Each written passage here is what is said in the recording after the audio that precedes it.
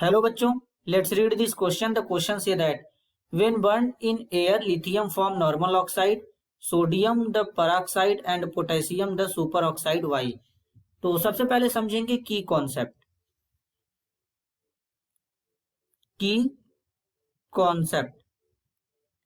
की कॉन्सेप्ट होगा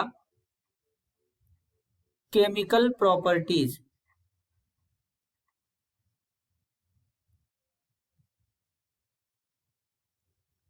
of alkali metals.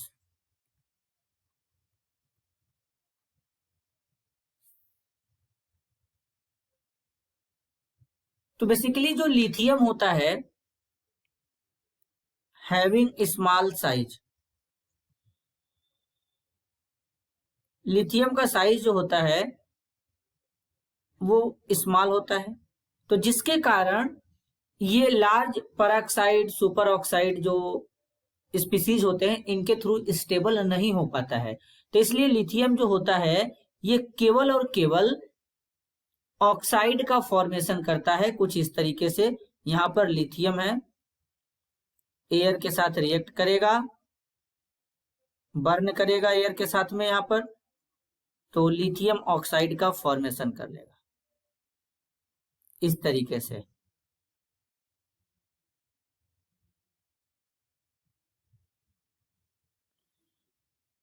तो ये लिथियम ऑक्साइड का फॉर्मेशन हो जाएगा।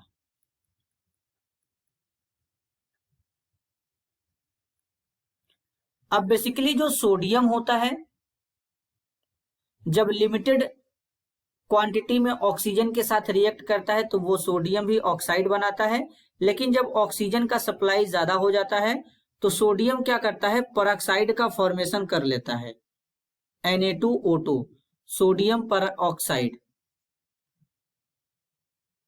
सोडियम पर ऑक्साइड। इसके पीछे का रीजन होता है कि सोडियम का साइज जो होता है वो लिथियम के कंपेयर में लार्ज होता है। और बेसिकली जो पोटेशियम होता है ये सुपर ऑक्साइड का भी फॉर्मेशन कर लेता है, KO2, ये सुपर ऑक्साइड का फॉर्मेशन कर लेता है।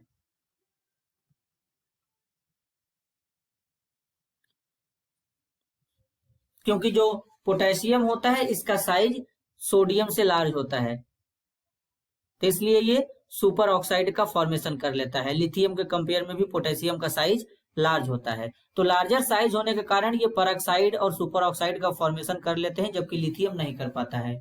This is your answer. I hope you understood it well. All the best.